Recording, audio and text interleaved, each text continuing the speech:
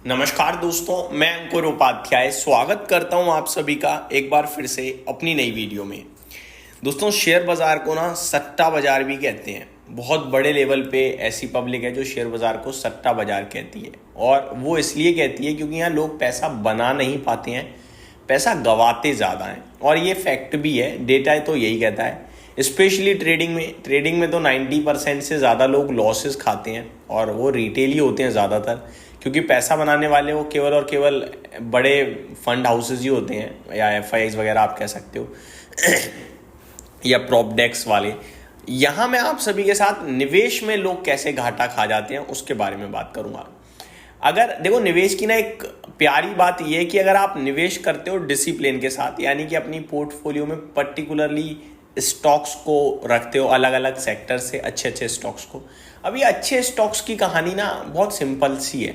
अच्छे स्टॉक्स वो जिनका बिजनेस समझ में आ जाए। अच्छे स्टॉक्स वो नहीं है जो प्राइस में छोटे हैं, एक दिन में ज़्यादा भाग सकते हैं, वो अच्छे स्टॉक्स नहीं है। ऐसे तो बाजार में 7-8 हज़ार कंपनियां हैं, किस किस को पढ़ोगे देखोगे कभी समझ नहीं पाओगे। लेकिन अगर एक बार बिजनेस समझ, अब देखो मेरे को रोड पे दिख रही है मारुति की गाड़ी, हुंडई की गाड़ी, टाटा मोटर्स की गाड़ी, या मेरे घर में टाटा का कोई भी एफएमसीजी प्रोडक्ट आ रहा है, तो मेरे को समझ में आ रहा है कंपनी क्या कर रही है। ये एफएमसीजी जो हमारे आसपास की चीज़ें होती हैं, ये बहुत बड़ी कंपनियां हो चुकी हैं, नो डाउट। लेकिन शुरुआत अगर आप यहां से करोगे, लॉस तो नहीं खा सकते आप।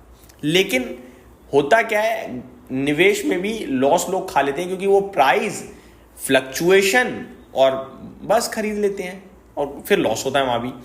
अब मैं आप सभी के साथ 3 कंपनियां शेयर करूंगा जिन्होंने निवेशकों को बर्बाद किया। लेकिन तीनों कंपनीज के बर्बाद करने के पीछे का जो रीजन है वो अलग अलग है। इससे आपको यह समझ में आएगा कि किस किस प्रकार से यहां पे लॉसेस लग जाते हैं और आपको कैसे सावधान रहना है।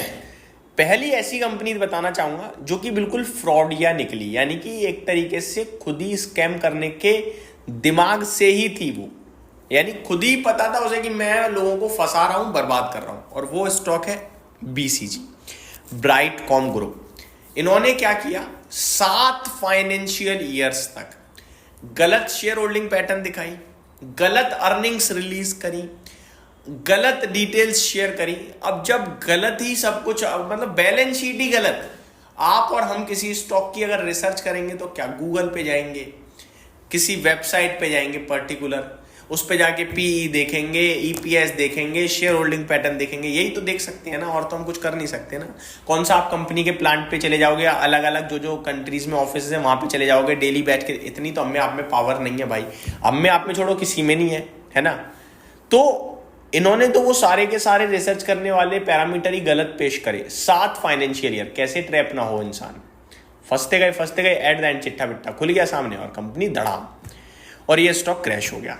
अभी आप देखो 14-15 रुपए पे खड़ा है, ट्रेडिंग तक रुक गई थी। एक जमाने में ये स्टॉक 100-200 रुपए का पहुंच, मेरे को एग्जैक्टली भाव भी याद नहीं है, बट मुझे इतना याद है कि 200-300 रुपए का भाव था ब्राइटकॉम का। एक बार एग्जैक्टली मैं बताता हूँ आपको, 120 रुपए का भाव था, माफ कीजिएगा, 200-300 तो नहीं था, 120 रुपए का, ठीक है। तो क्या करा बड़े लोगों ने, इसमें मैनिपुलेशन किया और बर्बाद कर दिया। ये तो हुआ प्रॉपर फ्रॉड वाला। अब एक ऐसी कंपनी बताता हूं जो कर तो सब कुछ अच्छा रही थी, लेकिन सिचुएशन कंडीशंस ऐसी बनी कि ऑटोमेटिकली कंपनी खत्म होने की कगार पे आ गई। लेकिन ये कंपनी का इंटेंशन गलत नहीं था, और ये कंपनी धंधा कर रही है और आज भी अपने आप को कोशिश कर रही है वापस बचाने की, और वो है ड्रीम फॉक्स सर्विसेज।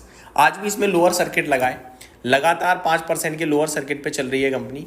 568 करोड़ का मार्केट कैप रह गया इस कंपनी का। एक जमाने में 4000 करोड़ की कंपनी थी करीब ही। आज इसका 106 रुपए का भाव है, वो भी लोअर सर्किट है, बेचना चाहोगे तो भी नहीं बिकेगा। लेकिन एक जमाने में 800 साढ़े 800 रुपए का भाव था।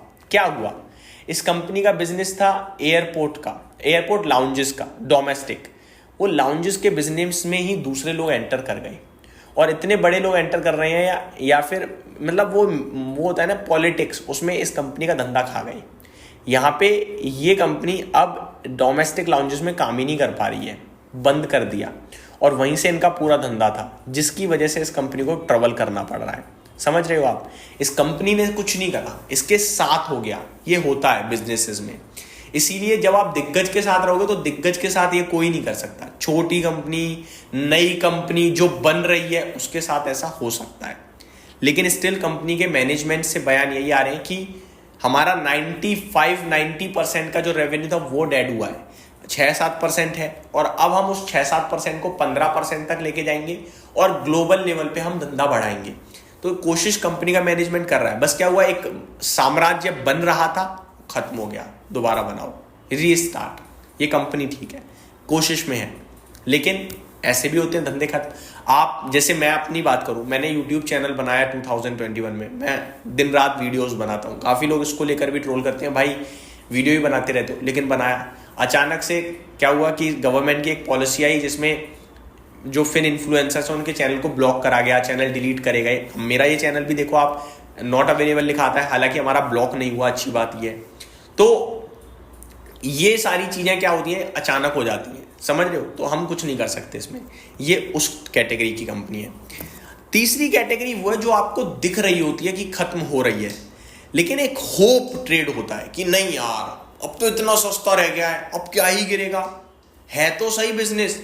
लेकिन दूसरी तरफ फाइनेंशियल्स ऐसे कि देखो तो कभी दिल ना करे खरीदने का, वो चीज आपको पता है कि खराब है लेकिन फिर भी आप ले लेते हो लालच में, वो वहां पे तो कम से कम बच ही सकते हो, और वो है स्पाइस जेट। अब ये देखो स्टॉक, आपको भी पता है, मुझे भी पता है, स्पाइस जेट के प्लेन्स खड़े हैं, चल नहीं पा रहे हैं, खड़े हैं, और उस खड़े होने का एयरपोर्ट पे जो किराया है कंपनी के पास वो भी नहीं है कि वो किराया दे पाए, प्लस फ्यूल भराने तक का पैसा नहीं है। सब छोड़ो, बैलेंस शीट में रिजर्व्स तो भूल जाओ, डेट ही डेट है। प्रमोटर आता है, फंड रेस करता है, चला जाता है पता नहीं कहां। ये सब चीजें दिख रही हैं, लेकिन 65 रुपए रह गया है, 50 रुपए रह गया है, QIP हो गया, ये हो गया, वो हो गया, खरीदो, खत्म, अब 30 रुपए रह गया। तो ये जो कंपनियां होती हैं इनसे तो बच ही सकते हो। अब इसी कैटेगरी में मैं नाम नहीं लूंगा, बट क्या करूं, आदत से मजबूर हूं मैं। टेलीकॉम क्षेत्र की कंपनी है, बैलेंस शीट पढ़ो बिल्कुल डेड है, लेकिन सबको दिख रही है कि ये है वो है, शेयर ऊपर नीचे करता रहता है, बट मजा नहीं है ना, बैलेंस शीट तो खत्म ही है। तो ये सारी चीजें आपको समझ में आनी चाहिए, और इस तरीके के स्टॉक से बचो, simple. Thank you so much for watching this video, have a great day guys.